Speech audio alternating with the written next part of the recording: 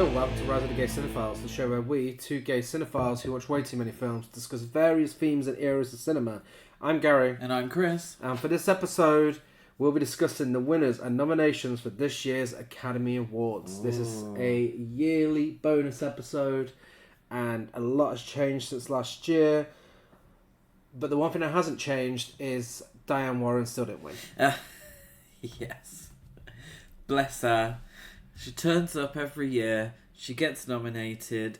Everyone turns around and says, "What song's that? What film's that?" Like, this is from her own fucking film. Yeah. And she loses and memes gay homosexuals. The gay homosexuals do come out in full force. They meme her and they tell everyone, or they question why Ghislaine Maxwell's there.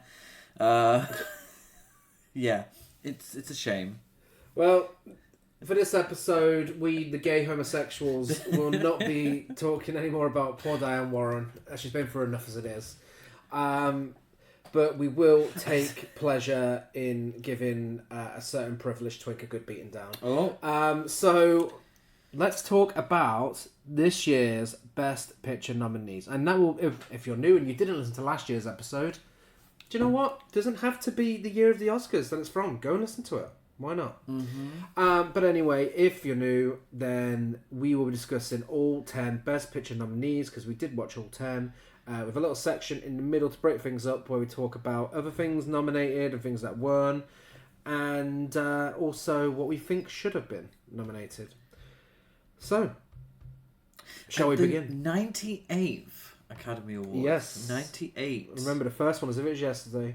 So 98 women have won the Oscar. Well, more than 98, because there was a tie. But 98 women have won. 99 women.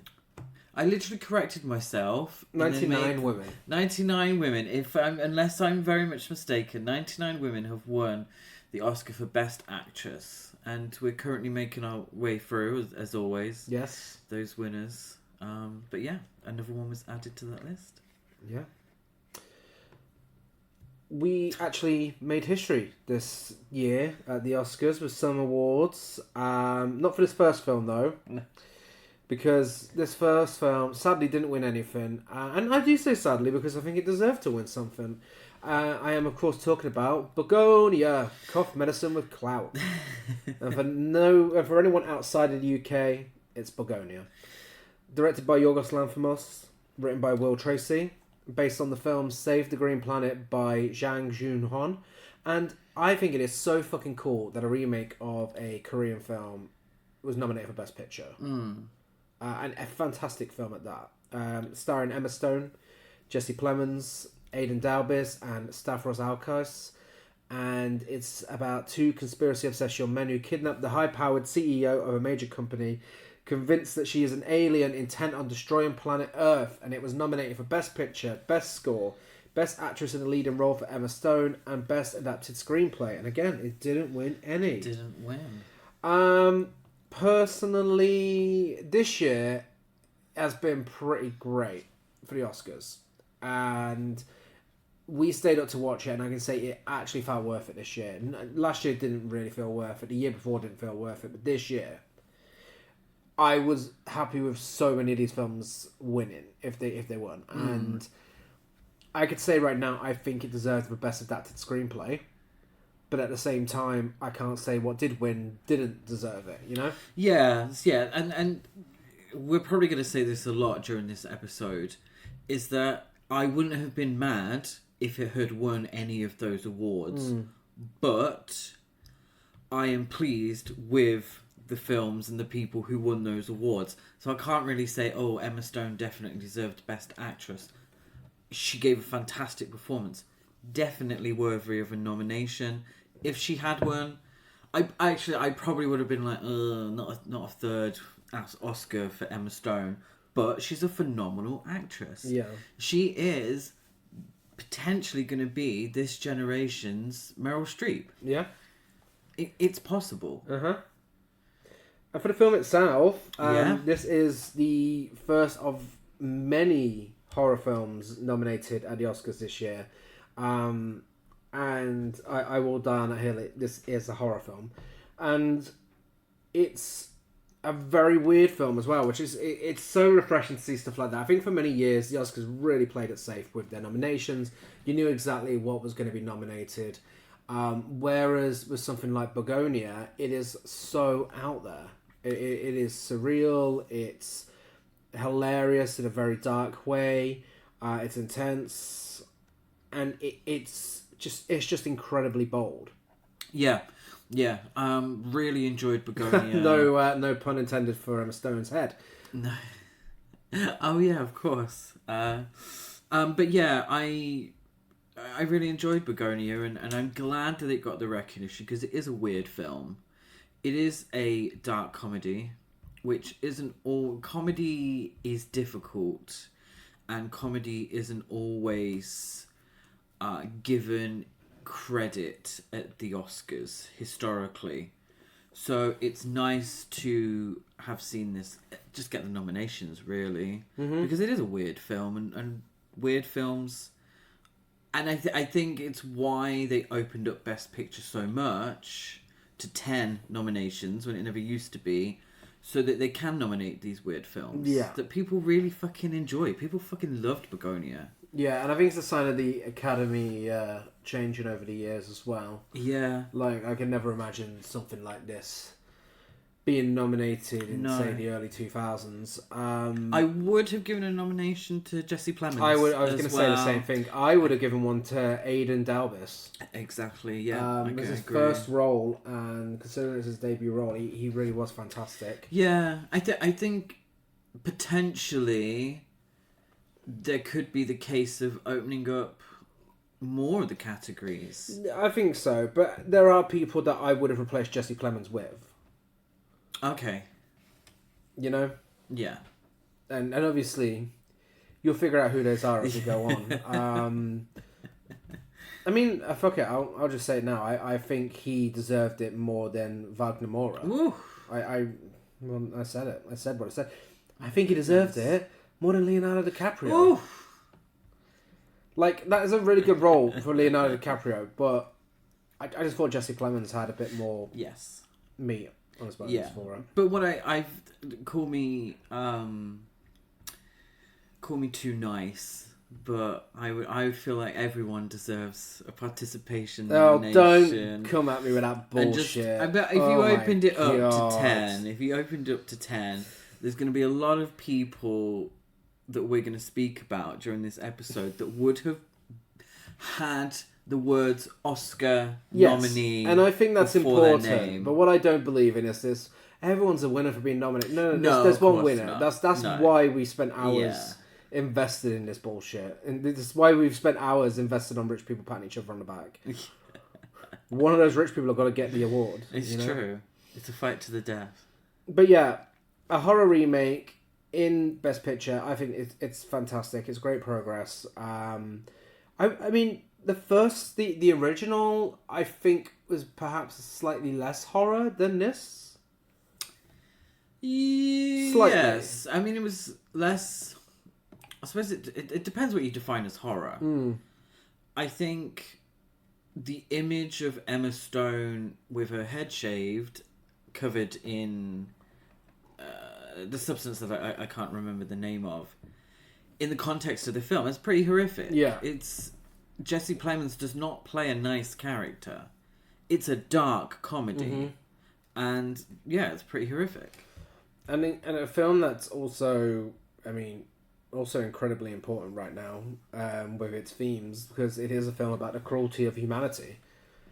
It's not... It doesn't try and be a nice, happy film. It is bleak. But it is about reality and the cruelty of humanity and mental health and... lack of resources for mental health and paranoia and corruption. And not believing absolutely everything that you see. Yes, I think it is also a satire on believing what you see on the internet. Oh, yeah. Yeah, there's not many likeable characters in the film. No. Which is allowed. But Yorgos Lanthimos, he does his thing and he's so good at it. And this is yet another one of his masterpieces. Yeah, I can see him continuing to... Has he won? Maybe? I don't think so. I feel like the Favourite got lots of nominations. Oh, of course, yeah. He probably won for that. He potentially did. But he's a film director I can see getting a lot of nominations. I don't think he's won for Best Director. I could see him winning in the future. Yeah, because he would have been nominated for Poor Things as well. Oh, yes, of course. Oh, wow. Yeah, of course. I don't know if The Lobster did any. I don't think it did. I would assume not. He's been nominated for 6 Oscars. Okay. He was nominated for... he was nominated for, obviously, Bugonia, Poor Things, The Favourite, and The Lobster. Ah. The Best Original Screenplay. Oh, there we are then. So, yeah. So, yes, I could see a lot of nominations and potential wins in the future for him. Well, a film where we thankfully didn't see many nominations and thankfully didn't see many wins is F1. Written and directed by Joseph Kosinski, co-written by Aaron Kruger, starring Brad Pitt, Damson Idris, Kerry Condon, Tobias Menzies, and it's about a Formula One driver who comes out of retirement to mentor and team up with a younger driver. It won Best Sound and was also nominated for Best Visual Effects, Best Editing, and Best Picture. My thing with F1, and a lot of people were confused by its nomination, and I was one of them, surely. But when I thought about it, I thought, well, can we have Best Picture nominations whose nomination is based purely on being cinematic, on the process of filmmaking, on the technological aspects of bringing Formula One to a cinema screen, the way that it did, I think is commendable. My issue was with the characterizations, the script, the acting. I had issues with all of that. This film was not made for me at all. But from a visual viewpoint, it did well, I thought. Yeah. So how much does that play into a Best Picture nomination? Yeah, and this is the thing. I will happily tell you that I think all of the racing scenes were incredibly well made. I think the win for Best Sound, I don't think it's undeserved. I think it's it did have very good sound design. Visual effects nomination, I think it deserves that. And Best Editing, yes, absolutely. But my problem is, I think there are so many other films out there that could have been nominated for those reasons. Yes. I mean, obviously, most of them you are delving into the superhero films categories because that's mostly what a lot of the big budget action films are these days. And yes, F1 is a little different to that. But the problem is, it may be different to that, but it's not different to every other similar film to this because it's so formulaic. You know everything that's going to happen before it happens. It's so predictable. It's so fucking boring. And it just has nothing to say. It is so empty. I think there's a place for every film that's ever made to have at least a minuscule piece of something to say. I don't think that's unrealistic.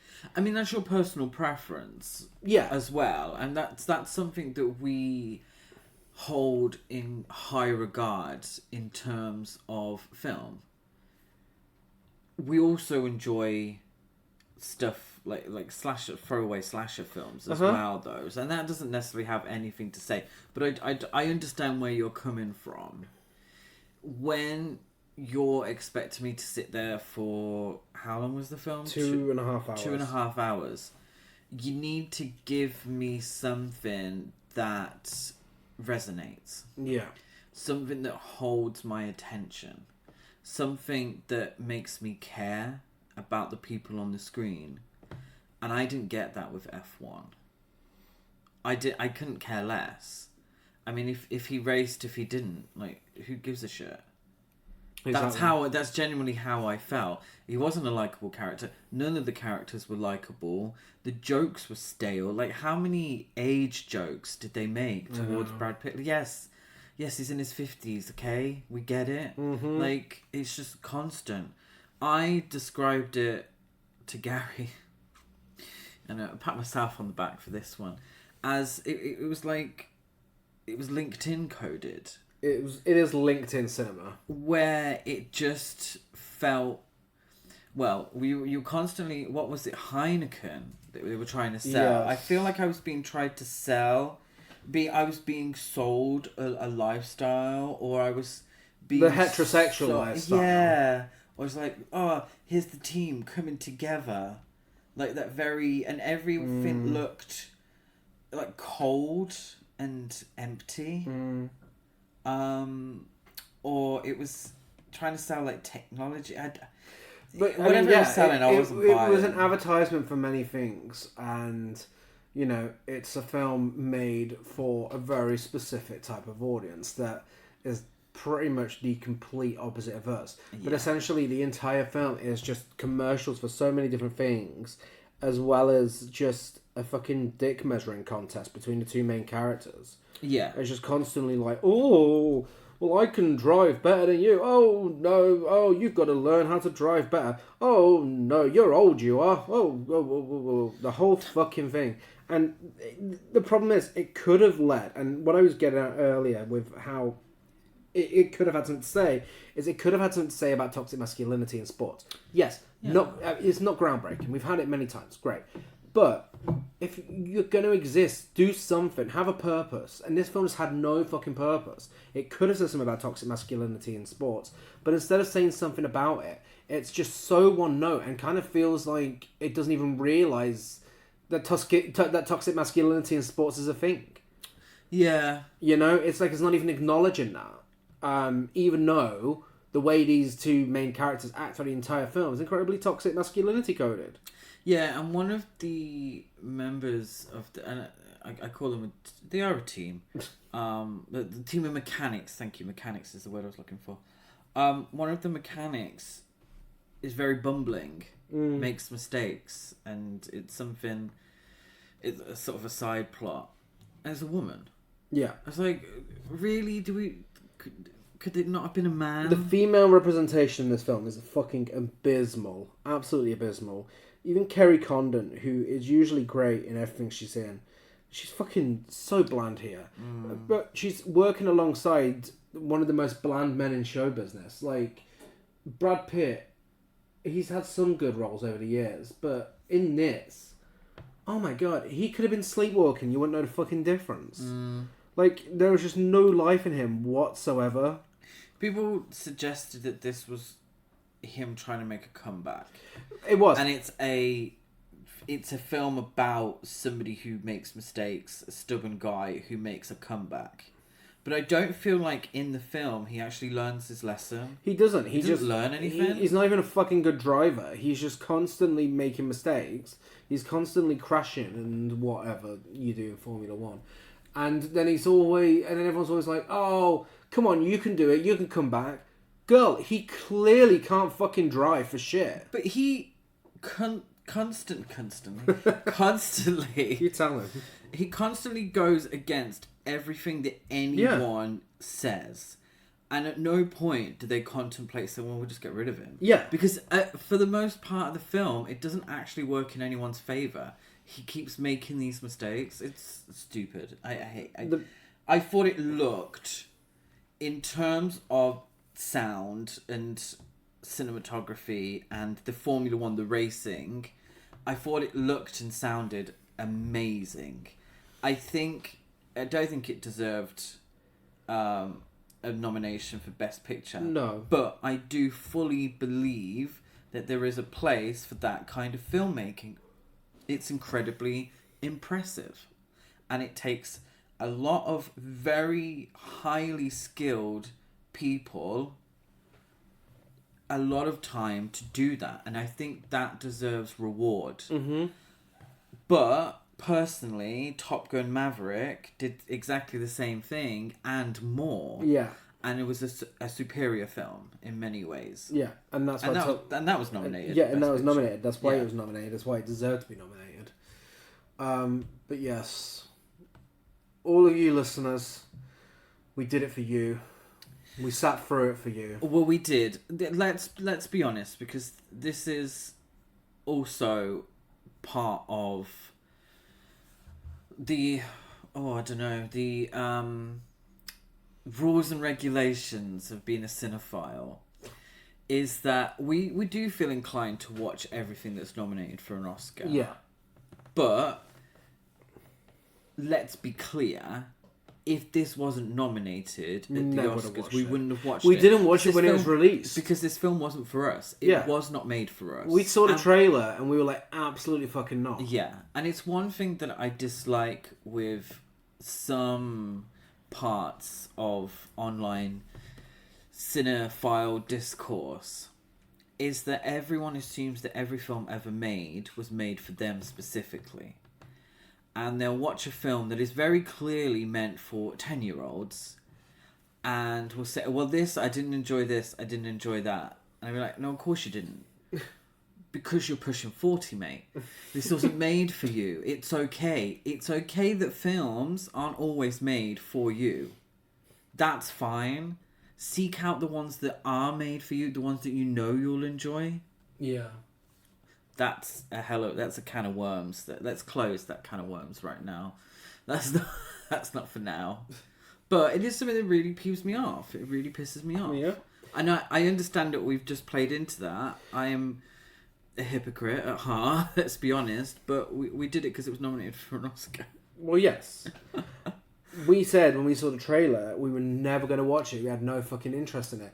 And we were convinced it wouldn't be nominated for an Oscar because no one liked it. Like, it felt like even F1, Formula 1 fans, even they weren't giving it, 5 stars. Like, and I see why, because I don't know who this film is for, apart from straight people. Because even if you're a Formula 1 fan, the film spends so much time dumbing down the rules of Formula 1 and what's happening to the point that it's pretty much an instruction manual for how to watch Formula 1. And it's like, well, if you're already a fan, why would you want to sit through that? Yeah, that is true, actually, because it had to appeal to people who didn't know the ins and outs of Formula 1. There was a lot of scenes where it was over-explaining, or it felt like it had to explain what was going on, when in real life you wouldn't get that. No. It felt, it was a little clunky in that regard. Well, thankfully, we can move on from that and never have to discuss that ever again. But we're moving on to Frankenstein. One of 3 Netflix films that were pushed this year at the Oscars. Written and directed by Guillermo del Toro, based on Frankenstein or The Modern Prometheus by Mary Shelley, recent star of The Bride. Starring Oscar Isaac, Jacob Elordi, or as the guy interviewed when it won one of the awards said, Jacob Elordi. Yeah. Mia Goth, the beautiful Mia Goth, and Christoph Waltz. What do you think to people who accept award speeches, who define women by their looks and define men by being their friends? I'm not gonna lie. Was it production design? I think it was production design. It was production design, and it really did pee me off. Because he said, the beautiful Mia Goth and my mate Jacob Elordi. And I thought, okay, do we constantly have to describe women by their attractiveness? you imagine he was like, oh, the fit Jacob Elordi. Yeah. I might make me a goth. The conventionally handsome Jacob Elordi. I fucking hate it. I really genuinely, and it only happens towards women. It really does. It only happens towards women. They feel the need to prefix whatever they're saying about them by describing how beautiful they are. Like, we know Mia Goth's beautiful. Like, I totally get that.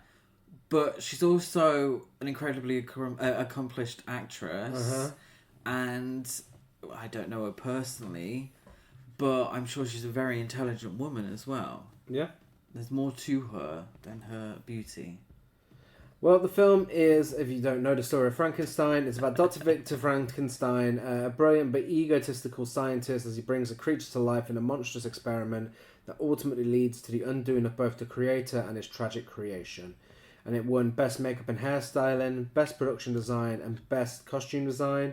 And it was also nominated for Best Cinematography, Best Score, Best Sound, Best Picture, Best Supporting Actor for Jacob Elordi, and Best Adapted Screenplay.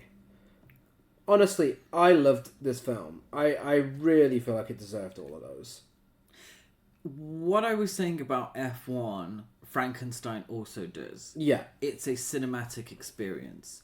It brings together a very accomplished and very beautiful team to create a cinematic experience. Mm-hmm. The sound, the costumes, production, makeup, cinematography, score, all of those technical parts, the parts that no one ever remembers the winners' names of, let's be honest, but they should, because they are integral to the film's success. Yes. You couldn't have Oscar Isaac, Jacob Elordi, and Mia Goth in one room just nattering away about the story of Frankenstein.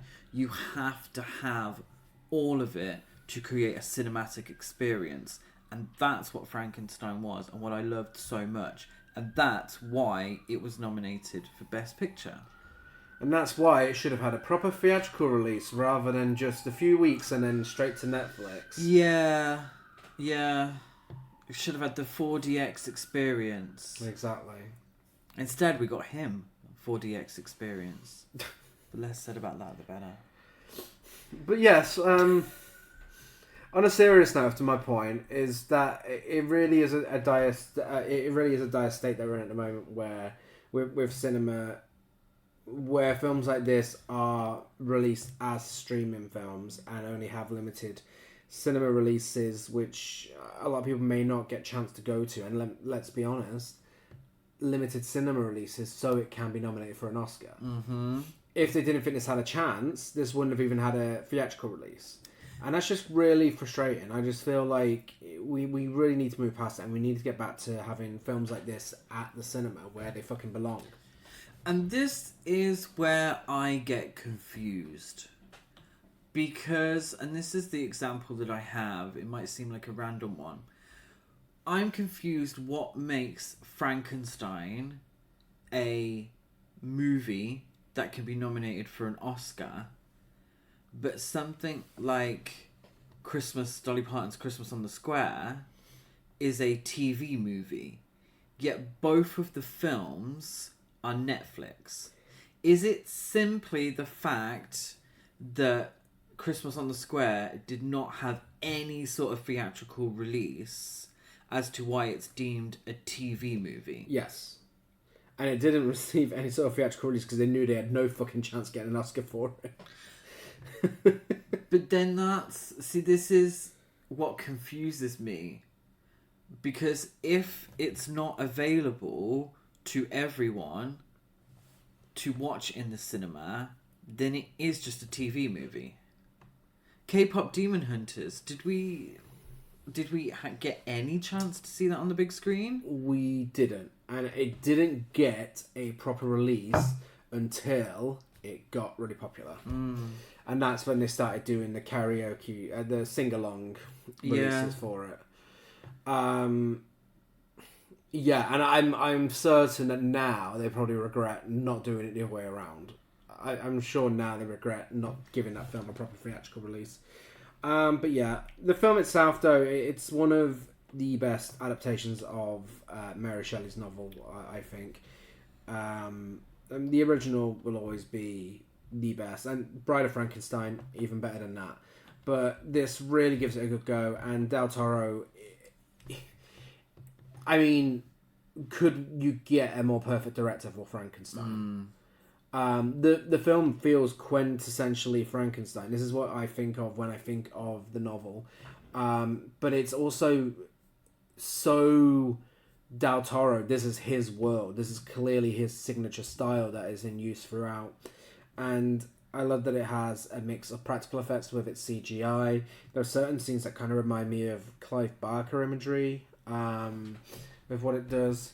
And I love that it doesn't, like, the design of Frankenstein's monster and a few things to do here actually doesn't feel worlds apart from the Curse of Frankenstein, the Hammer one, which I think is a great road to go down. And Jacob Elordi, he's phenomenal as the creature. He fully deserved that nomination.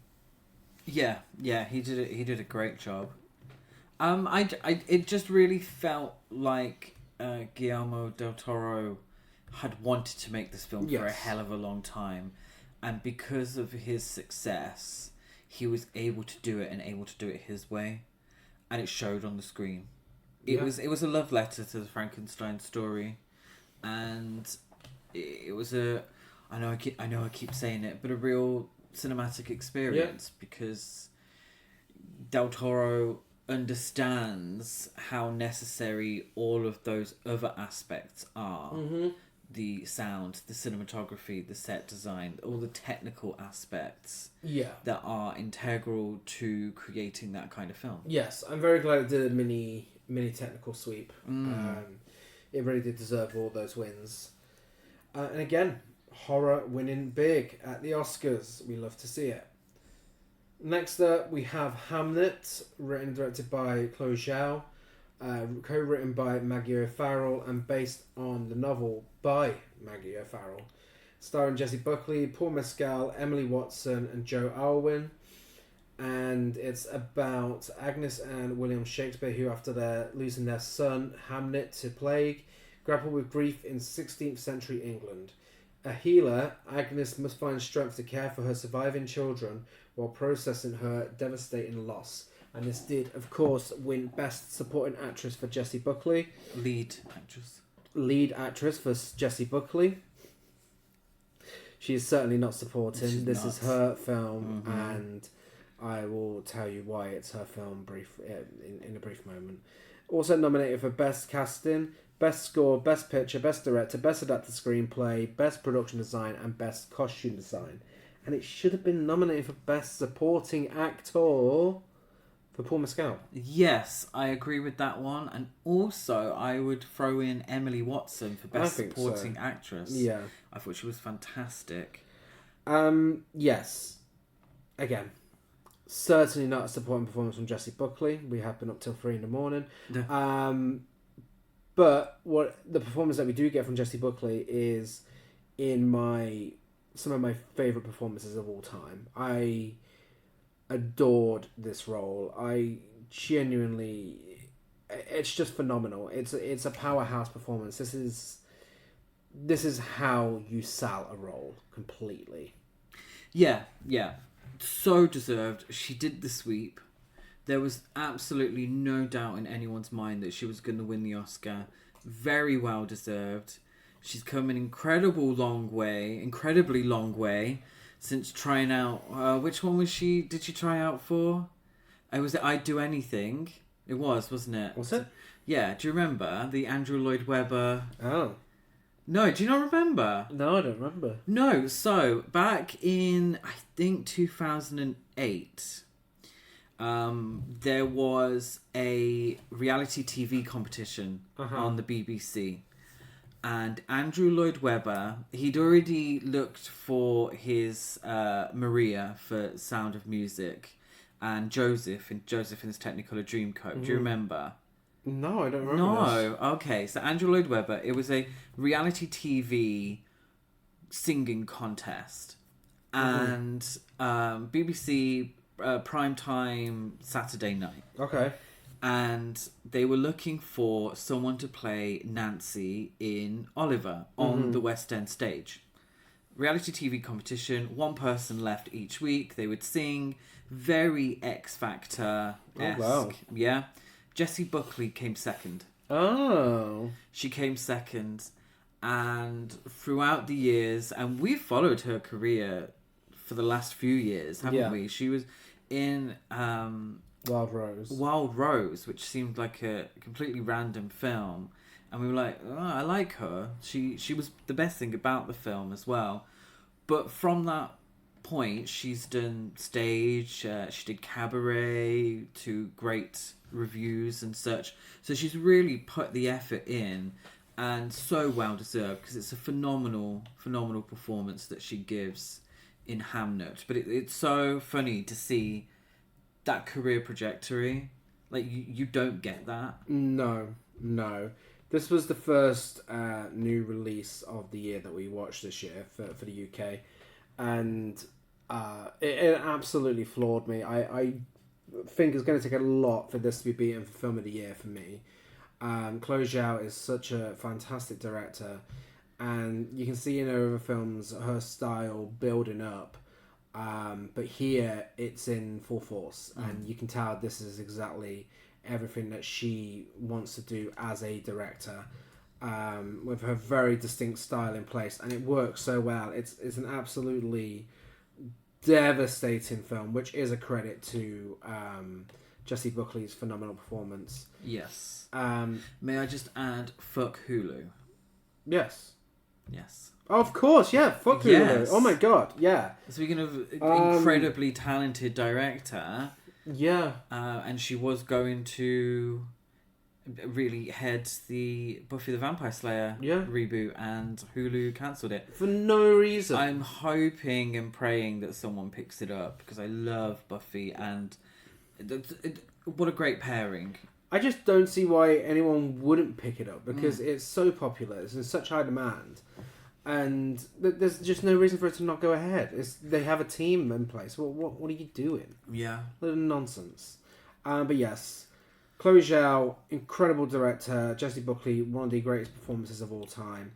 And Paul Mescal as well, really, really phenomenal stuff. And the kids. The kids do a great job. Yeah, it wouldn't pack as much of a punch as it does if it wasn't for the child actors here, who really, they fully commit with some incredibly tough stuff. Yeah. Some very, very difficult scenes to get through. But I think it's quite telling that Hamnet, as it stands, is my film of 2026 that's been released here in the UK. But it not winning all of those categories apart from Best Actress, I'm not mad. I'm not mad at that. Even though it's my favourite, and probably would have gotten my vote for the majority of those. Yes. Because it's such a strong year, I'm not mad at the fact that it didn't win. I was glad it was nominated. Yes. Do you understand what I mean? No, it makes sense. But yeah, it's one of those films where I can't recommend it enough. We're not short of biopics these days, and this is the best one made in such a long time. And just a really touching story of grief and how to deal with the loss of a child. And yeah, just phenomenal. Absolutely phenomenal. I mean, I don't know what else to tell you. It's a masterpiece. So, I don't think there's much more we can say about it, so let's move on to Marty Supreme. So, Marty Supreme. Written and directed by Josh Safdie. Co-written by Ronald Bronstein, Mary Bronstein's husband. So that's why, and it makes me feel sick to my stomach saying this sentence. If I had legs, I'd kick you as the female version of Marty Supreme. Because Mary Bronstein directed that, and it's produced by Josh Safdie. Yeah. Same sort of team, really, but just swapping around which one in the marriage is making it. If I had legs, I'd kick you. And Annabelle Bronstein, was she busy at Soho House? Yes, she was. Yes. Okay. If I Had Legs, I'd Kick You should have taken this film's place. But there we go. Starring Timothée Chalamet, Gwyneth Paltrow, Odessa Ozion, Abel Ferreira, and it's about Marty Mauser, a young man with a dream no one respects, as he goes to hell and back in pursuit of greatness. And that's the press tour. The film is about Marty Mauser. You get it. Nominated for Best Casting, Best Cinematography, Best Picture, Best Director, Best Lead Actor for Timothée Chalamet, Best Original Screenplay, Best Production Design, Best Costume Design, and Best Editing. It didn't win any. It didn't. Okay. Awkward. We spoke about Marty Supreme on our Best of 2025 episode. And I think by that point I'd watched it twice at the cinema. And since then, we haven't rewatched it. So technically, still 5 stars for us. Our opinions haven't changed about the film itself. But since then, this film has gained a life of its own through Timothée Chalamet's fucking obnoxious, never-ending publicity tour. Now, when we did the conversation about it on the Best of 2025 episode, we said, oh my god, he's so annoying, can't stand him, but it makes sense for the film. And the character that he's portraying, it's almost like an immersive experience for the film. You know, it makes sense that he would add like this on his press tour. Girl, why are you still being a fucking arsehole all these months later? That was Christmas time. Why are you still fucking being a dick? Like, I cannot stand this man. He is just a fucking privileged twink who gets away with doing what he's doing because he's a privileged twink. And because he's going to have a fucking Kardashian. Can you imagine if Jessie Buckley went out there and started acting the way he's doing on the press tour? Yes. She the way women are treated is totally different. Completely different. Yeah. Completely different. Going out there and, you know, I know it's the hot topic at the moment, so I will weigh on it. But going out there and punching down on opera and ballet. And by the way, not his first time doing that. Like, someone did a thing on Instagram where they put a few clips together over the years where he is constantly coming for opera and ballet. And then there's other things where he's like, oh, my mum was in ballet, or my sister was in ballet. What are you doing? What are you doing? I feel like he is trying so hard, and he is just coming across as a really fucking obnoxious film bro. And sadly, I feel like that's the audience that this film has taken on. And I don't want to, you know, take down a film because of its audience. But, oh my god, it's just so fucking yawn-inducing. It's just catered for people who don't understand what the film actually is. And it's a shame because it is a phenomenal film. And, you know, we're not supposed to like the lead character. We're not supposed to like him. It's a satire. But also, why are we getting pieces of shit like the guy from The American Dragon's Den in the film? Like, when we spoke about this in December, we didn't even fucking know. No. We didn't even know who he was. But since then, we found out. And it's just like, there's so many people involved who are just, I don't know, just, why are we giving these people work? Like, you can get people to play bad people. Yeah. And I get it. The Dragon's Den guy, Kevin O'Leary, I get he's playing himself in the film. I fully get it. And he does a fantastic job at that because he's playing a piece of shit. Well done. But there are actors out there who can pretend to be pieces of shit. Very talented actors who would have enjoyed the payday. Why are we giving him more fucking money than he needs? I think... and it's stunt casting. It feels like stunt casting. I agree with a lot of what you've said, and the stunt casting didn't translate to the UK because we don't know who that man is. I think with Timothée Chalamet, I do think, as it is now, you have to do these kinds of things to stay relevant. And I think it's also very clear what this says about the way that actresses and actors are treated differently. Yeah. I agree. If Jessie Buckley had a lot of the conversations and a lot of the press that Timothée Chalamet had, her career would be in the shit. Yeah. She wouldn't have a career after this Oscar win. It would be condescending. They'd act like she's going through something. I mean, they think she's lost her fucking mind. There was backlash about her not liking cats. Like, this is where we're at now. Yeah. This discourse, this online discourse. This is where we're at. But it's about having to stay relevant. Timothée Chalamet, yes, he didn't win the Oscar, but there's a hell of a lot of conversation about him. And it's unfortunately where the business part of show business comes into it. Yeah. And you will have these things that happen that will be there to create headlines, to keep people interested. I thought Marty Supreme was a fantastic film. I thought it was brilliant. I think it had something interesting to say.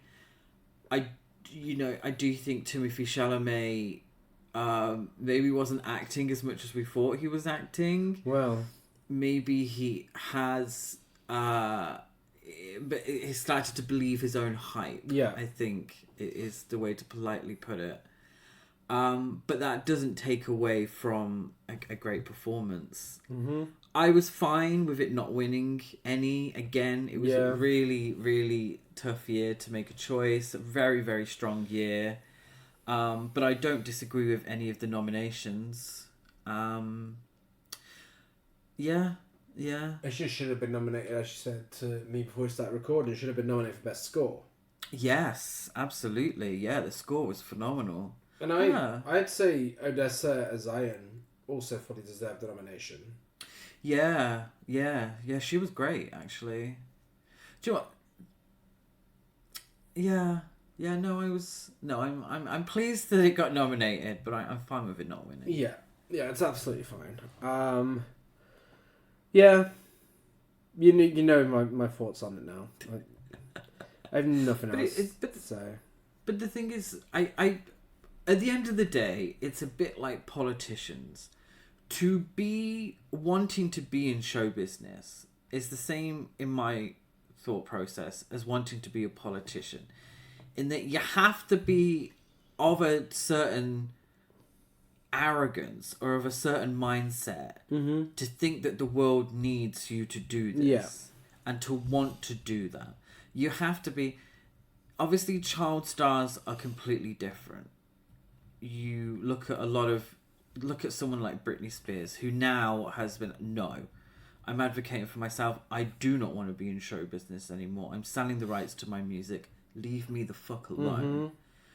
But there are many actors, actresses, music stars who by definition would have to be a little bit arrogant just to do that and to be a celebrity.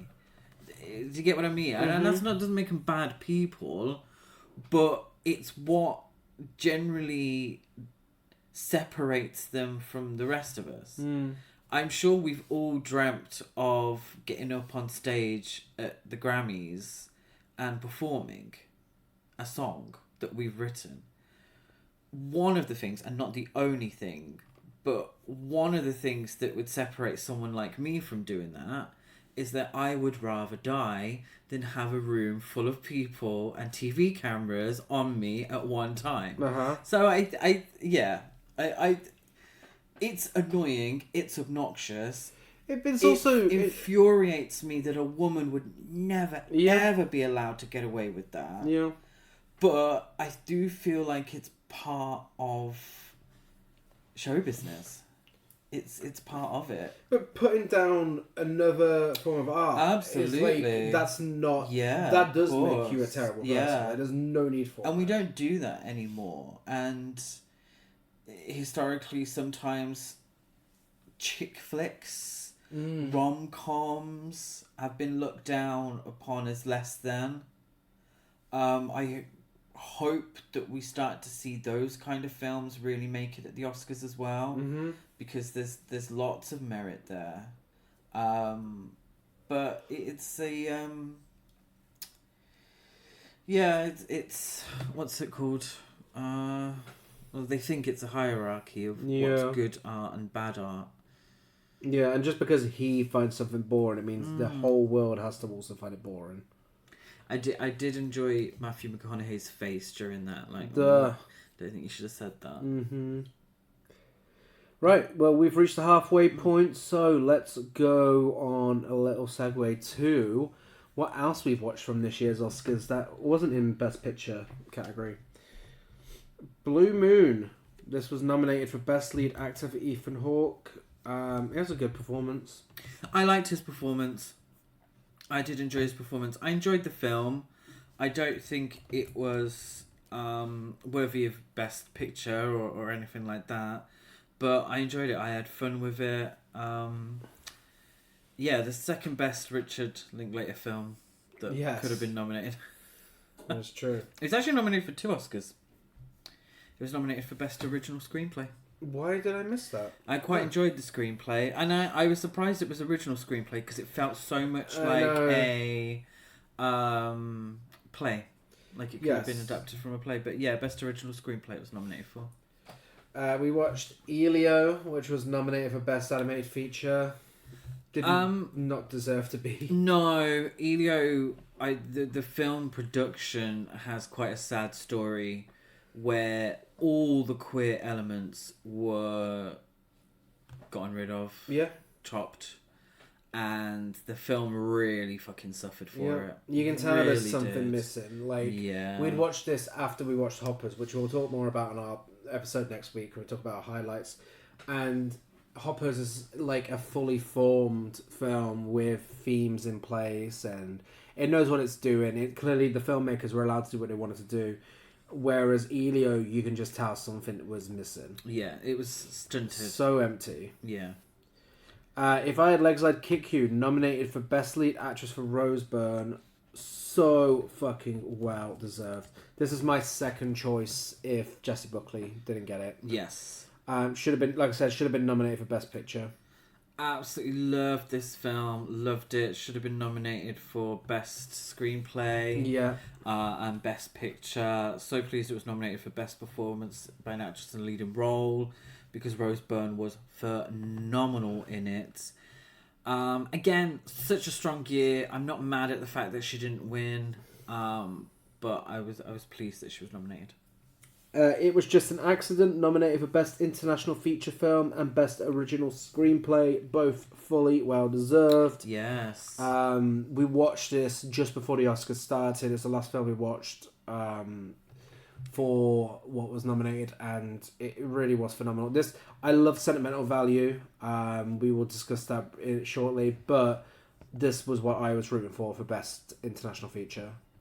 Yeah, I thought it was a great film. I loved the dark comedic elements.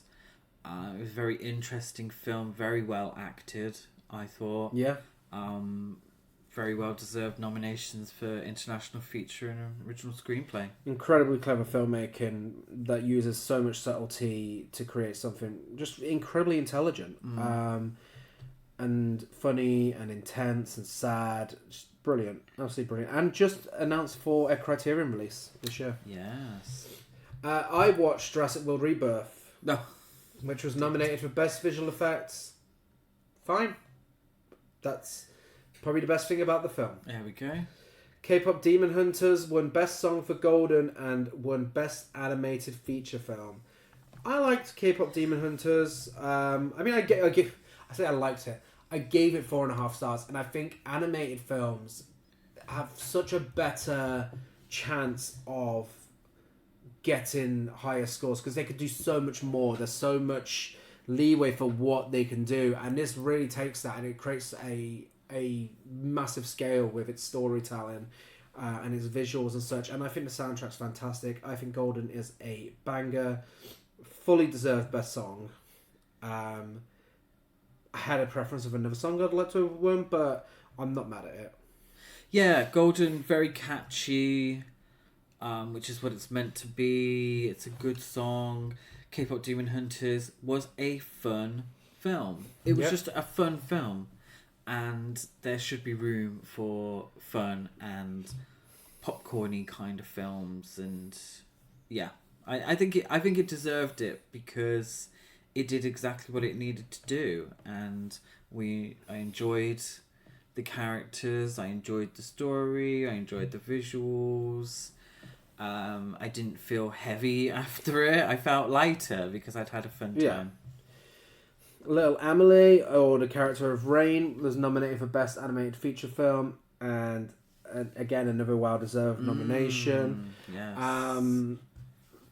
My second choice for Best Animated Feature, this would have been.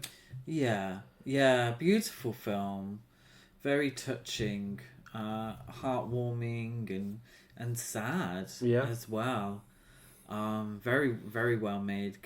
Kind of came out of nowhere for me because I didn't really know what the film was going to be about or like. The trailer was kind of about food or like chocolate or something. I was very confused. Watched the film itself and it was beautiful, absolutely beautiful. Song Sung Blue nominated for Best Lead Actress for Kate Hudson and Best Lead Actor for Hugh. No, it wasn't. This film was fucking begging it. It was scrambled egg on toast. Back when they were doing the press tour for this, Hugh Jackman, he was practically on his knees begging for an Oscar. He really, really wanted it. You can tell. And you can tell in his performance as well. And it kind of hinders his performance, if I'm honest.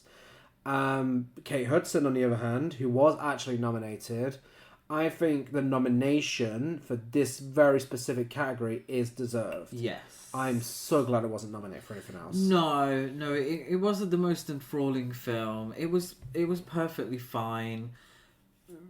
Kate Hudson's performance is the standout. Yeah. And is the only really reason that I will remember the film. It was a nice story. I agree with Gary. Hugh Jackman felt like he was trying maybe a little too hard. Mm-hmm. Maybe, he could have saved some of that energy for Robert Maxwell. Well, not Robert Maxwell. What's that horrible? The other horrible old guy who controls the media. Rupert Murdoch. Yeah. Maybe could have saved some of that energy for Rupert Murdoch's birthday performance. Wow. But yeah, it was fine. It was okay. The Ugly Stepsister nominated for Best Makeup and Hairstyling. Yes. Again, we recently spoke about this on a recent episode, and fully deserved. And lovely to see yet another horror film nominated, and especially one as small and independent as The Ugly Stepsister. Absolutely, it's wonderful to see.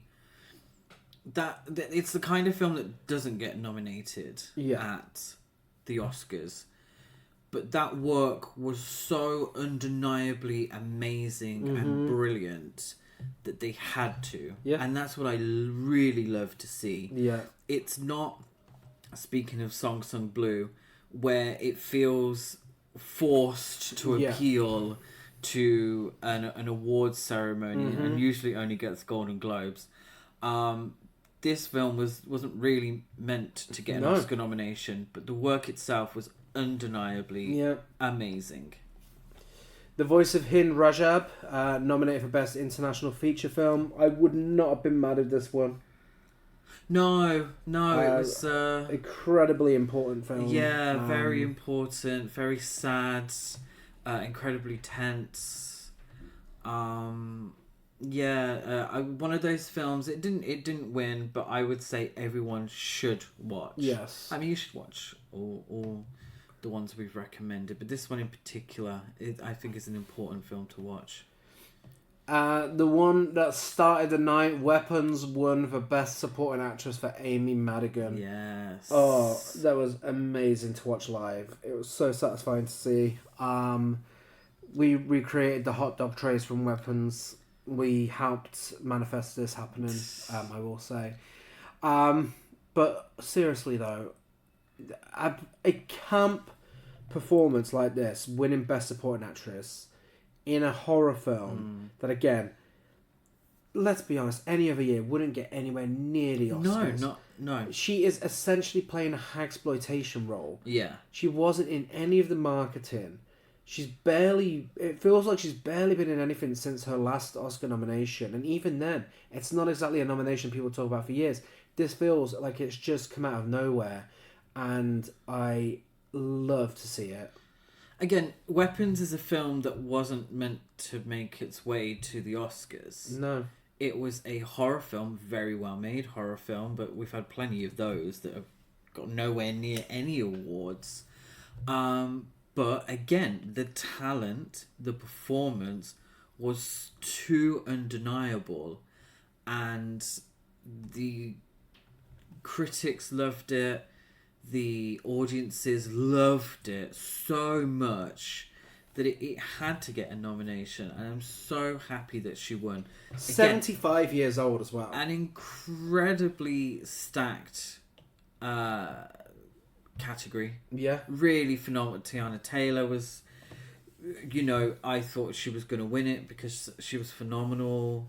All the nominees were, but I was very, very pleased to see Amy Madigan win it. Yeah, a 75-year-old woman winning Yeah. an Oscar Yeah. for a performance in a horror film. And I think everyone else who left their first watch of Weapons at the cinema turned to each other and said, "Who played Gladys? Yeah. Like, who was that?" Yeah, I'll never forget that first time you see her on screen. Like, it was absolutely just horrifying because it's so unexpected, because she was so hidden from all of the marketing. The film didn't even tell you what it was about in its marketing. So that's strange to think about now when you think about how much of a massive part of pop culture that character has become within such a short amount of time. Less than a year. Yeah. And finally, Zootopia 2, nominated for Best Animated Feature Film. This was my number one pick for Best Animated Feature. Yes, it was mine, I think, as well. Obviously, these things change all the time. But I loved Zootopia 2. It was so good. Again, just a fun, family-friendly film with a nice message and really interesting characters and a story that I was invested in. And I think I've said this before, but I will keep saying it. Nothing makes me giggle more than animal behavioural based jokes. Cracks me up. Absolutely cracks me up. Cracked me up in the first one and the second one. I love it. Jokes based solely on the way different animals behave. Hilarious. Yeah. Shall we talk about what should have been nominated? Yes. And I don't have that many, relatively speaking. I have 10. You have 10. Well, I don't, because I feel like I enjoyed so many of the films, and so many of the nominations I feel were justified. I found it difficult to not just want to add. Yeah, no, rather than take away, these are things that I would have take added. away. Let's say, like you were saying, if every category got 10 nominations. Yes. This is what I would add in there. So for me, I said, do let me know if there are any duplicates here for you. I think they're all going. All of mine, you're gonna say. Okay, Bring Her Back. Yes. Best Supporting Actress Sally Hawkins. Yes. Die My Love, Best Picture, Best Adapted Screenplay, Best Director, Best Lead Actress for Jennifer Lawrence, Best Lead Actor for Robert Pattinson, and Best Supporting Actress for Sissy Spacek. Okay, nice. Going back slightly, Sally Hawkins though, I feel like anything could have happened this year, and I actually think if Amy Madigan didn't get the Hagsploitation role nomination, I think Sally Hawkins may have got it. Because that is an undeniably incredible performance. It is, in a very dark film. Yeah. It's a very dark performance. And I feel with Amy Madigan's, part of why Amy Madigan's character and her performance really became popular was the campiness of it. And that is Hagsploitation. Hagsploitation is very camp. Whereas I feel with Sally Hawkins, that's a dark film. Yeah. It is very dark. And I feel that maybe would have made it difficult because I suppose the closest I could think of is obviously, and you know, people mention it all the time, but Toni Collette in Hereditary. Yes. Well, that's a really dark film. And I think maybe that's why when it comes to horror, the Academy have always struggled. Really struggled. You look at someone, and I might be going on a tangent here, forgive me, but someone like Ruth Gordon winning for Rosemary's Baby. Yeah. Well, that's a funny role. That's a campy role. And I think the Academy finds that easier. Yeah. And that's not completely across the board, but I do feel like the Academy finds it easier to celebrate horror when it's almost campy or funny or, you know, lighter, I suppose I should say. Lighter rather than the really dark recesses of horror. About Die My Love, what do you have anything down for that? Loved Die My Love. I only really said Best Actress for Jennifer Lawrence, but I thought it was a phenomenal film, and I agree with you on particularly the directing. I would have thrown it a nomination. But also, I really feel like Sissy Spacek's performance in that film was not spoken about enough. Sissy Spacek is maybe my favourite actress of all time, and I did love her performance. I do. And I think with Robert Pattinson, I think he's as good as he is because of how good Jennifer Lawrence is. Because both of their roles fully depend on each other. And I feel like Jennifer Lawrence was just, again, a masterclass in acting. I thought she really gave it her all. And I think Robert Pattinson was great because he had that to work with. Yes. Yeah. Yeah, no, I agree. I had Hedda down Best Lead Actress for Tessa Thompson. Well, she was nominated at the Golden Globes. She was. Yeah. And I'm so glad she was because it's so well to a film that just went completely under the radar. Yeah, sadly it did. But I agree, yeah. She gave a great performance. The Life of Chuck. I think Best Adapted Screenplay, Best Cinematography and Best Sound. Yeah, I really fucking loved The Life of Chuck. That was a great film. And the sound design in particular, I'm thinking that scene where he's dancing on the street and the drummer's playing, like... Yeah. That on the big screen was phenomenal. Yeah. I would have Best Picture and Best Adapted Screenplay I would definitely have nominated it for. The big one, the biggest snub this year, No Other Choice. It should have had Best Picture, Best Adapted Screenplay, Best International Feature Film, Best Cinematography, Best Sound, and fucking Best Editing. This should have been a shoo-in for Best Editing. Yeah. The transitions in this film, how it goes from one scene to another, is unbelievable. How it didn't get Best International Feature Film, I really don't know. I would have swapped it out for The Secret Agent. Yeah. I absolutely would have. Yeah, it is baffling because it's such a well-made film. I loved the editing, like Gary said, and I thought it was the kind of film that the Academy would want to nominate. Yeah. Absolutely. Like, generally, I thought it has an interesting message. Yeah, I was perplexed why that wasn't nominated. Yeah.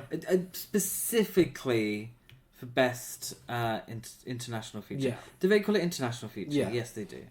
Best International Feature. Particularly, I was confused as to why it wasn't nominated. Nouvelle Vague, but I think that could have been, for me, technicals. So Best Cinematography, Best Sound, Best Costume Design, Best Production Design, and Best Editing. Okay.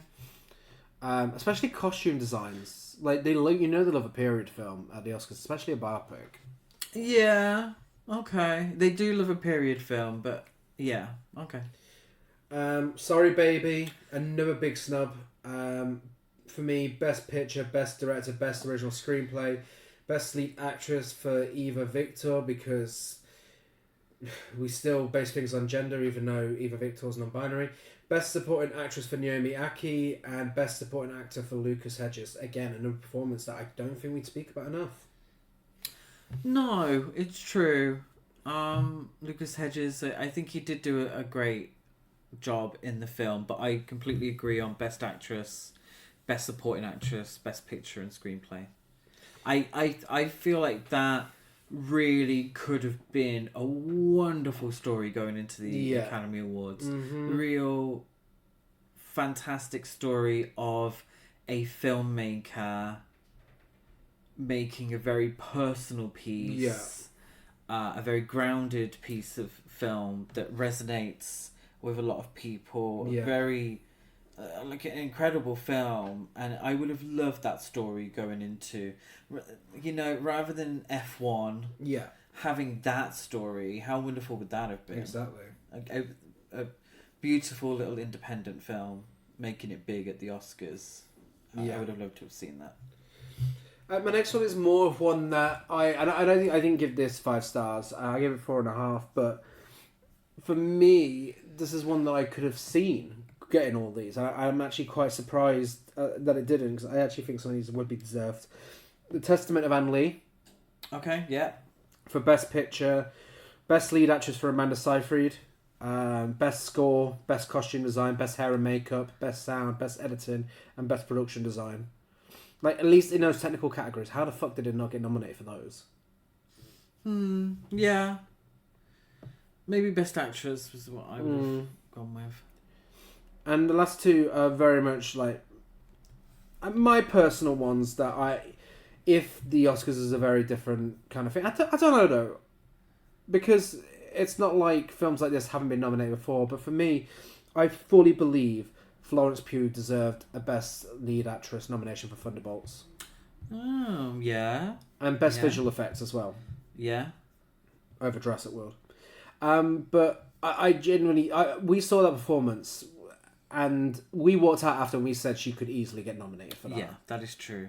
That is true. Sadly, it's the kind of film that doesn't... It's the kind of performance that doesn't get nominated. But... Do you think Marvel will ever get those Oscar nods again? After Black Panther, was Infinity War? Was that no? It's Is usually Black Panther the only one that's been... Black Panther's the only one that's had more categories other than the technicals. 1 and 2. Oh, okay. Yeah. And deserved as well. But yeah, no, it is surprising that things like something like Infinity War, if something like F1 could be nominated, why something like that? Yeah, absolutely. And my final one was Wake Up Dead Man, Best Supporting Actress for Glenn Close.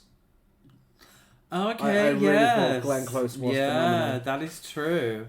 That's the kind of performance that usually gets a Golden Globe nomination, but not an Oscar nomination. But yeah, do you know what? I agree with you on that one. She was very, very good in Wake Up Dead Man. Did you have any others? I didn't. No, I agreed with you. Okay, well then let's get back to the main Best Picture nominees, with One Battle After Another, written and directed by Paul Thomas Anderson, based on Vineland by Thomas Pynchon, starring Leonardo DiCaprio, Sean Penn, Tiana Taylor, and Chase Infinity. And it's about a group of ex-revolutionaries who, when their enemy resurfaces after 16 years, reunite to rescue the daughter of one of their own. And this was the Best Picture winner. It won Best Picture, Best Casting, Best Director, Best Supporting Actor for Sean Penn, Best Adapted Screenplay, and Best Editing. And it was also nominated for Best Cinematography, Best Score, Best Sound, Best Lead Actor for Leonardo DiCaprio, Best Supporting Actor for Benicio del Toro, Best Supporting Actress for Tiana Taylor, and Best Production Design. That was a lot. That was a lot.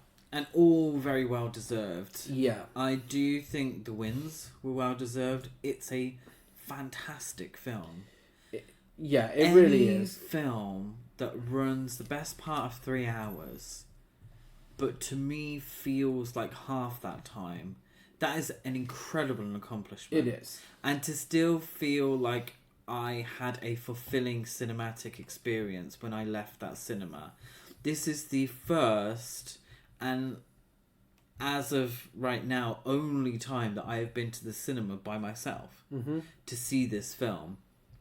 And I had a fantastic time. I thought the performances were great. Yeah. I thought the screenplay, the script was amazing. I loved the message of the film. I had a lot of fun with the film. It's a film that is quite funny at times. It's quite intense at times. I thought Sean Penn, and I'm one of these where I think, oh God, another Oscar for that person, give someone else a try. But I was not mad at Sean Penn's win because he is really, really fucking good in this film. Really good. He is, and I was a little worried going in because I thought it would be the case of Oppenheimer. I thought it would be a case of a film that had been overhyped. But it really wasn't. It actually felt like I was watching something special. It actually feels like people will be talking about this for years to come. It's a film about political violence, hypocrisy, and fascism. Adapted from a book set in the 80s. Amazing how they put this in a modern setting, but managed to make it all feel incredibly relevant. Yes. Which I think, says a lot about the film, about the world we live in today. But there we go, that's another conversation. But I think it does it so well. It's a film that has so much to say, but like you said, it also managed to be really fun as well, and the performances really are incredible. I feel like Regina Hall should have got a nomination, but in a category that is Chase flawless. Infinity? I feel like Chase Infinity, maybe. I think she was very good. I think out of everyone else, I feel like I prefer Tiana Taylor and Regina Hall. I love Tiana Taylor's performance. But Chase Infinity was incredible. Everyone just does such a fantastic job here. But the thing is with someone like Regina Hall, it's for a category that's flawless. Like, every performance in that category deserves to be there. And Sean Penn, it felt to me like he was channeling Dennis Hopper in Blue Velvet. That's what I was getting from that role. Yeah. And if you're gonna channel any role, you might as well do one of the best of all time. True. But yeah, no, it's incredible stuff, and Paul Thomas Anderson is one of the greatest directors working today. And he got his first Oscar. He did, after all those nominations, after all those years. Yeah. I'm glad this is the one he got it for. It was watching the Oscars take place. We'd sort of gotten down to the point where it was either One Battle After Another or Sinners would do a sweep. And it kind of did a sweep. You get to that point in the evening where you're like, okay, I can see where we're going here. Yeah. And maybe it was a little predictable during the ceremony that One Battle After Another would win. Not 100% confirmed, but probably less than Anora last year. There was a point when you were watching the ceremony last year where you're like, oh God, Anora's going to win everything. And I never really felt that. But One Battle After Another won some big categories, and deservedly so. Yeah. I wasn't annoyed by seeing it winning. No. Yeah. Yeah. I think that's all that could be said about One Battle After Another. So next up we have a film where there's a lot less to say about it. The Secret Agent. Written and directed by Kleber Mendonca Filho, starring Wagner Moura, Carlos Francisco, Tania Maria and Alice Carvalho, and it's set in 1977 when a technology expert flees from a mysterious past and returns to his hometown of Recife in search of peace. He soon realizes that the city is far from being the refuge he seeks.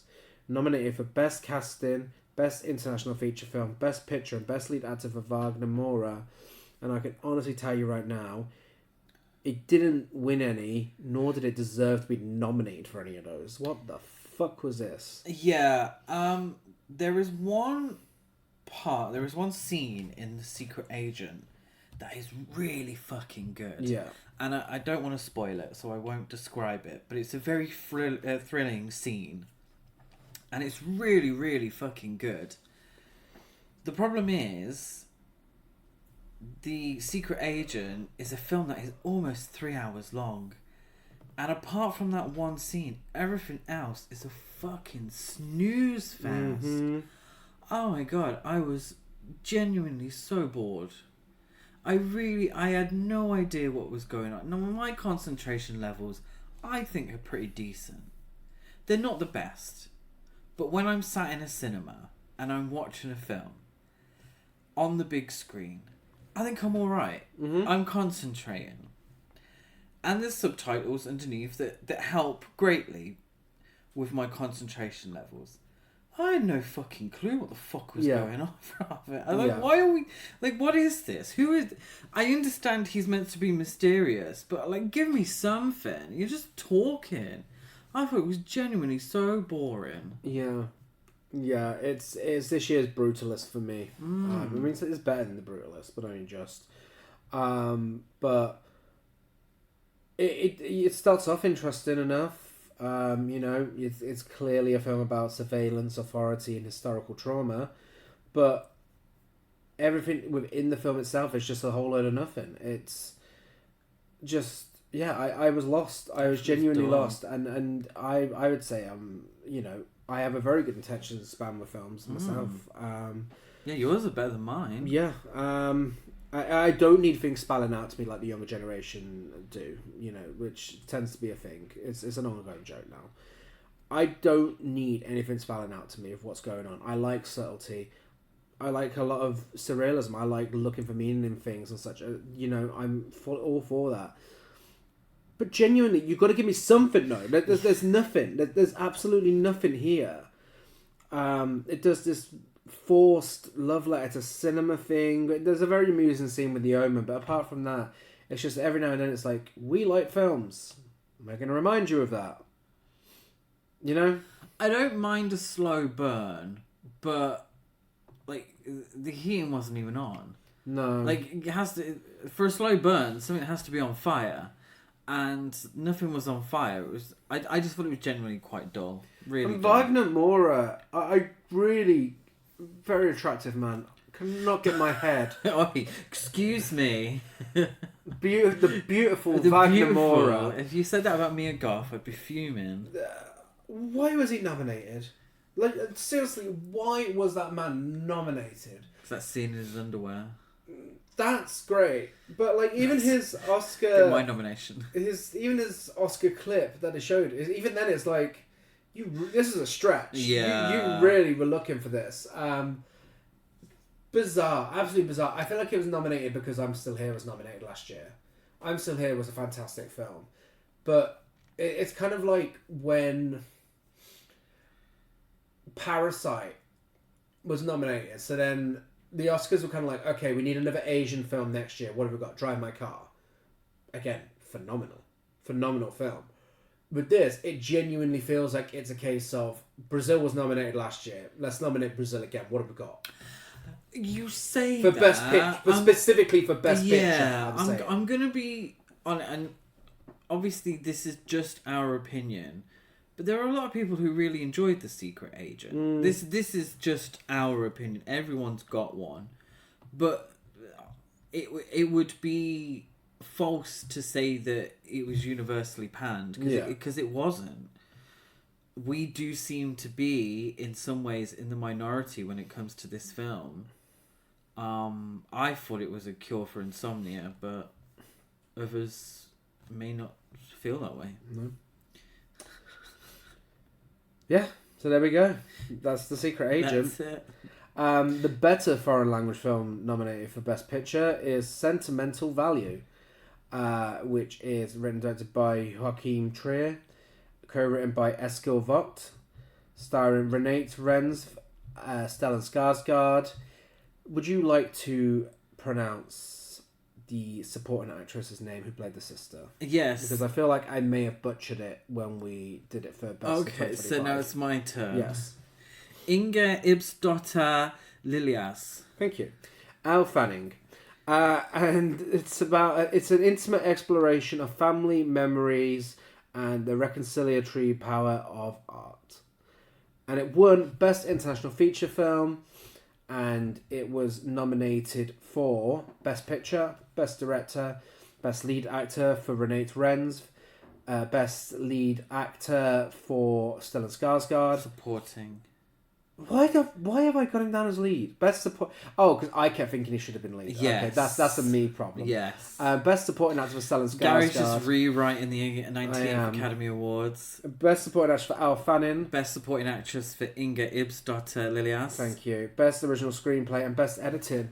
I'm so glad it won Best International Feature. I'd have preferred it was just an accident, but this was my second. This is my runner-up. Yes. Yeah. I love this film, and this to me does the opposite of what F1 did, and the reasons why F1 was nominated. Yeah. This is more intimate. Mm-hmm. This is a character-driven piece. This is about relationships, human relationships. It's, unless I'm mistaken, it received joint with One Battle After Another, the most acting nominations, and deservedly so. It's a wonderful, poignant film about family, about dealing with grief, and about not being able to choose who your parents are. Yeah. It's for me, I think it had one of the strongest scripts of last year. I feel like it's such a brutally honest film. It's so funny as well. So much heart, and the three main characters from the Borg family, I feel like they are incredibly complex, and they all have their own flaws, which I thought was incredibly interesting, and just made me want to know more about them. Yes. I thought Stellan Skarsgård really was phenomenal here. I'm still kind of thinking, I don't know. I know you don't agree, but I feel like he was at least bordering on lead actor for this. Okay. At the very least. I just felt like he was such a big part of the film, but I do think it was the sisters' story, and obviously how they cope with him being away. And the dysfunctional family relationship that's going on here. Yes. But yeah, he's so fucking good. But everyone in this cast does such a fantastic job. Yeah. Well, apparently Stellan Skarsgård was... Oh, do you know what, Gary? I think you might be onto something here. Category fraud. This is according to this random person on Reddit. Okay. Oh, no. Who has... Source. No, sourced. It is sourced. An official source. Got a big green tick next to it. So, Renee... Now, this is the one I'm going to ruin. Renate Renz, I feel. Renate Renz. Her screen time is 57 minutes and 3 seconds. Right. Inga Ibsdotter Lilias, 33 minutes 34. Oh my god! I thought she was in it longer than Renate Renz. Elle Fanning, 23 minutes 22. Stellan Skarsgård, 53 minutes 37. Wow. So there's only 4 minutes between. Exactly. Yeah. Lead actress and did best think supporting actor. So there is a lot of scenes in that film that he gets on his own. Yeah. That is true. And it is, in many ways, his story. Yeah. There are many scenes that he has with Elle Fanning that are part of his story. So yeah, potentially. Yeah. Potentially that was a little bit of... what's the phrase? Category fraud. Category fraud. But, yeah, I mean, regardless, I perhaps would have put him over Sean Penn in supporting actor. I wouldn't have put him above the winner of Best Lead Actor. So No. Yeah. I love how you're not spoiling it. No. Just in case. As if Just in case know. people were like, As if it hasn't been The biggest story coming from. People are like, I'm waiting for Rise of the Gay ceremony. Cinephiles to talk about this. I'm not going to see any spoilers online. But yes, beautifully made film, beautiful performances, and a fantastic script. I need to see Joachim Trier's other films Yes. because I loved The Worst Person in the World as well. Yeah. Another filmmaker, much like Yorgos Lanthimos. Yes, Lanthimos. It's difficult when I don't see it in front of me, but it just like him, I can see many nominations in the future and a potential win. Yeah. For director specifically. So next up, we have the other big winner of the night after one battle after another, and it is of course Sinners, written and directed by Ryan Coogler, starring Michael B. Jordan, Haley Steinfeld, Miles Catton, Jack O'Connell, and it's about twin brothers who, whilst trying to leave their troubled lives behind, return to their hometown to start again, only to discover that an even greater evil is waiting to welcome them back. It won Best Score, Best Cinematography, and it didn't just win Best Cinematography, it made history because Autumn Dorald Akapar is the first woman to ever win Best Cinematography. Yes. Which is just utterly incredible. Yeah, it's beautiful to see. But also, the first woman of colour to be nominated, and also the first African American person to win as well, which I feel like not a lot of people are talking about. But no, that's also huge. Yeah, absolutely. I feel like it's such an impressive one, and I think with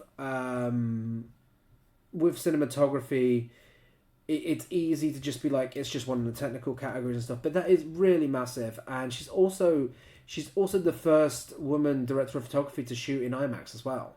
So there's so many things surrounding her that are massive achievements that just really should be acknowledged because it's a fantastic piece of film history. Yeah, and I feel like the technical categories are where a lot of the time the gender divide is quite apparent. Yeah. Women tend to be more nominated for costume design and hair and makeup. Yeah. And then men, they're the ones that get the cinematography and the editing and directing and all of that kind of stuff. So it's amazing to see a woman win for best cinematography, and because of the work. Yeah. As well, and we'll get more into that. Best lead actor for Michael B. Jordan, also won Best Original Screenplay as well, and it was also nominated for Best Casting, Best Makeup and Hairstyling, Best Song for I Lied to You, Best Sound, Best Visual Effects, Best Picture, Best Director, Best Supporting Actor for Dario Lindo, Best Supporting Actress for Wunmi Masaku, Best Production Design, Best Costume Design, and Best Editing. Altogether making it the most nominated film in Oscars history, and I love that. I've said it about a few films this episode, and it's very clear for Sinners. Sinners was not meant to be the most nominated film in Academy Award history. Mm-hmm. It was meant to be a good horror film. We watched the trailer and oh, that looks really interesting. Yeah. No way did I think we would be sat here talking about 19 nominations. Yeah. No way. When we first saw that trailer, we were excited. We were like, this is going to be good. Like, that trailer's amazing. This looks like a great film. But there was no way in hell anyone thought that this film was going to do so well at the Academy Awards.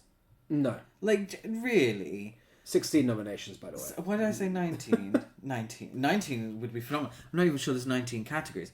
But still, 16 nominations. Is incredible. And yeah, I feel like as we were watching it at the cinema, when that scene happened with all the different music styles and different cultures from over the years, you know what it is by now. You know the scene. I actually got chills. I felt like I was, again, like one battle after another, I felt like I was watching something special. And I thought to myself, this is going to be one of the greats. This is going to be a film that people are going to talk about for so long. This is it's a modern classic. And everyone watched it. Like, everyone I know watched it. And so many people loved it. Yeah. Again, the talent speaks for itself. Yeah. People really, really enjoyed the film. And it was undeniable. And when it came to awards season, when it came to the Academy Awards, it was undeniable that it had to get nominated. Yeah. It was undeniable because the talent was so good. And I love that. That's such an amazing story. And correct me if I'm wrong. Maybe someone out there predicted earlier, oh yeah, this will get to the Academy Awards. But it was kind of from dusk till dawn. Yeah. What it felt like, a vampire film, and a musical. Like, we knew we were gonna fucking love it. Yeah, but that doesn't mean that it's gonna be celebrated on the biggest stage of them all.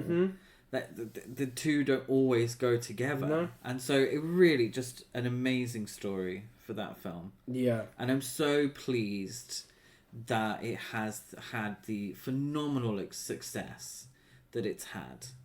And also, and I'm not sure if anyone listening heard Gary when it was announced, but Michael B. Jordan's win was very popular in our flat. Yes, it was. At 2 o'clock in the morning. At 2 o'clock in the morning. I couldn't believe it. I really couldn't believe it. Because we weren't sure. We weren't sure who it was going to go to. For once, Best Actress was the one where it was undeniable. Best Actor was the one where it had gone in so many different directions. We couldn't quite predict who was going to get it, and it was a wonderful moment, and I'm sure everyone listening has seen it numerous times now, of Michael B. Jordan being announced as Best Actor Oscar winner. Yeah, and it's so well deserved. It was the performance I was rooting for. Your favourite dual performance of all time? Or Lindsay Lohan, The Parent Trap. You know, I don't know. Hilary Duff, Lizzie McGuire. Well, exactly. But yeah, it just is such a phenomenal performance, and Sinners is one of those films where I feel like right now, if you are a horror fan, this is essential viewing. You have to watch this film. This is up there with the greats, and it is one that should be on everyone's checklist. Yes. I would have loved to have seen it take Best Picture, but I'm not mad at one battle after another. So no, just happy to see it winning big and making history. And for our final film of the episode, it is Wicked Part 2. Oh no. There. What do we think Wicked Part 2? There we go. That would have been my replacement for F1. Really? Yes! So much better than F1. And also a blockbuster. Okay. Do you not agree? There's always better blockbusters. Yeah, but... I would have put fucking Superman ahead. Well, yes. But I feel like if we're going by predictability, it felt like Wicked Part 2 would have been more... The problem for Wicked Part 2 was it wasn't as good as Wicked Part 1. And that is ultimately, I feel, why it missed out at the Oscars. Yeah. Was because Wicked, we weren't sure if it was going to be good or not. And it was good, and it got nominated. But it felt like a bit of a fluke. Unless I'm mistaken, that's how it felt to me. Yeah. It was a bit of a fluke because it was blockbuster. It was, it was going to be cheesy, family fun, a good time with some nice singing. But it felt like more of, but it was more than that, and that's why it was nominated. But Wicked for Good was not as good as the first one. The songs weren't as strong. This story, it felt like it was stretched out, because why are you taking a Broadway musical and making it into, what is it, 5-6 hour story? You know, the film was far too long.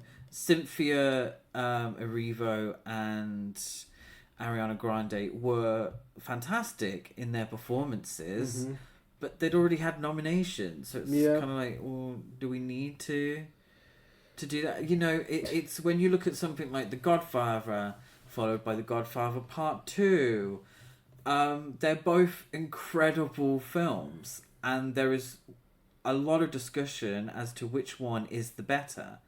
You don't get that with Wicked and Wicked for Good. And if someone out there is trying to tell the world that Wicked for Good is better than Wicked, I haven't heard them so far. I'm sure there's someone who thought so, but generally speaking, no one thought Wicked for Good was as good as the first part. And that's why Wicked for Good was not nominated. The film that was nominated for the final one was Train Dreams. Yeah. Written and directed by Clint Bentley. The opposite of Wicked for Good. That's true. Wicked for a bad time. Co-written by Greg Quedar, based on Train Dreams by Dennis Johnson, starring Joel Edgerton, Felicity Jones, Nathaniel Arkin, and Clifton Collins Jr., and based on Dennis Johnson's beloved novella, Train Dreams is the moving portrait of Robert Grenier, a logger and railroad worker who leads a lot of unexpected depth and beauty in the rapidly changing America of the early 20th century. This was nominated for Best Cinematography, Best Original Song for Train Dreams, Best Picture, and Best Adapted Screenplay. I feel like this film didn't quite get the love it deserved. No. And I know I'm saying it as it sits here on a 4.1 on Letterboxd, but I feel like this one wasn't discussed as much as the other nominees. It kind of just slipped under the rug a little bit. Yeah. Because I think I'm not sure why. I fully believe Joel Edgerton should have been nominated for Best Lead Actor. Yes. But yeah, I'm not sure why either.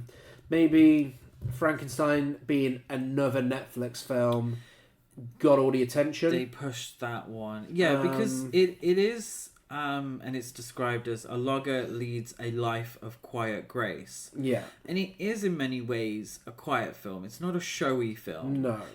Very similar to Life of Chuck, really, where it this beautiful cinematography. Oh. Like, the filmmaking is incredible. It really looks is. phenomenal. But it's not a big, showy kind of film.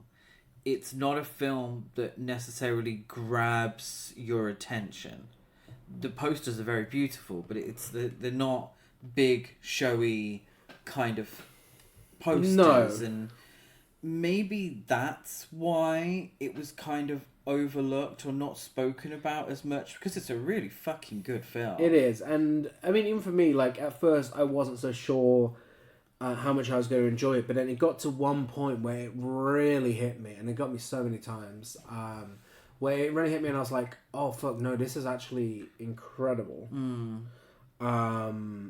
Yeah, like, it's much like Hamnet, and it is very similar to Hamnet, I found. Yeah, maybe Hamnet took I think the mixture of Hamnet and Frankenstein definitely took the attention away from this.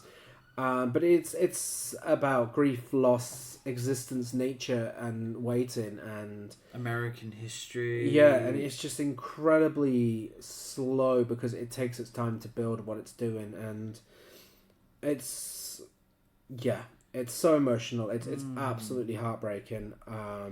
I feel like there would have been many years where Train Dreams would have been a front runner. Yeah. I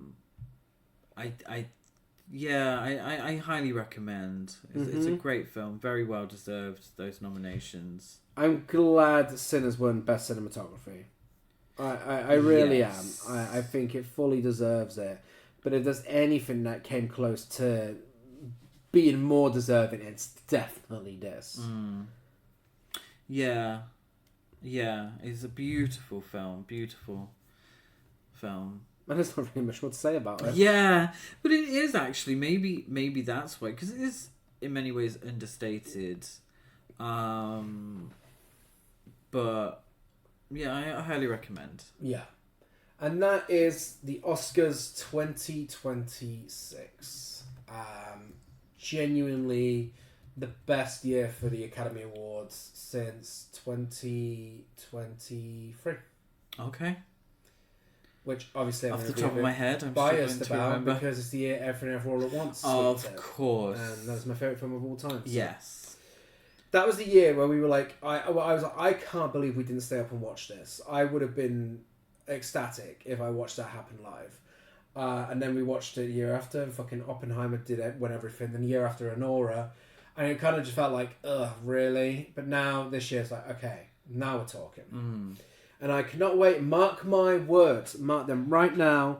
I cannot wait to be sat here this time next year telling you how predictable it was when The Odyssey, Dune Part 3, and Michael win everything. Yeah. Do you have any coming up that you think are going to be front runners next year? I have absolutely no idea what's even coming up. Yeah. My assumption is The Odyssey. I disagree with you slightly. Oh? I think that The Odyssey will sweep the technicals. Okay. And it'll get Best Picture nom. But it'll be a bit like the F1 nomination. Okay. Where it's like, this is nominated for its technical... Do you not think that'd be Dune Part 3? Potentially, yeah. Because I feel like it's Christopher Nolan. There's going to be a performance in there that he's going to... But it's an ensemble cast, isn't it? Yeah. It'll definitely win for Best Casting. I feel like it'll make a good story to have someone like Robert Pattinson nominated, or Tom Holland and Zendaya nominated at the same time. Maybe. You know, I feel like there's plenty in that cast. There's plenty of stories that'll make for Oscar discourse and discussions. Wait, Anne Hathaway. Yeah. Okay, Anne Hathaway needs to get a Best Actress. Elliot Page. Yeah. You know. That's a good cast. It's a very good cast. That is a good cast. I'm really not sure what other films are coming out. I'm not going to lie. Well, there's another Robert Pattinson and Zendaya film coming out. The drama's not getting nominated. You said that about Everything Everywhere All at Once. Okay, but I mean it this time. Okay. The drama is not getting nominated at next year's Oscars. Like what you said about The Substance. Yeah. Well, we haven't seen it yet, but so I let's mean wait. It even more this time. Do we think The Devil Wears Prada 2 is going to get another Meryl Streep and costume design? Potentially. Costume design, maybe. Well, we've only got a year to wait and find out. I was going to say. Less than a year, technically. But anyway. Yes, so you can find us on all social media by searching the name of the podcast. I say all social media. I need to change it up on my notes. You can find us on Instagram. We are Rise of the Gay Cinephiles. And if you go give us a rate, review, subscribe, wherever you're listening to this, that would be amazing. We'll be back at the same time next week with Scream, As If You Know 10 Things I Hate About Bandcamp, or How Millennial Teen Movies Taught Me Everything I Know About Sex, Friendship and the American Dream, episode 3. And we'll be diving into the year of 1997. Yes, good year. Good year. Yes. So we'll be back. Starting to actually remember them now. We'll be back same time, same place next week. Bye.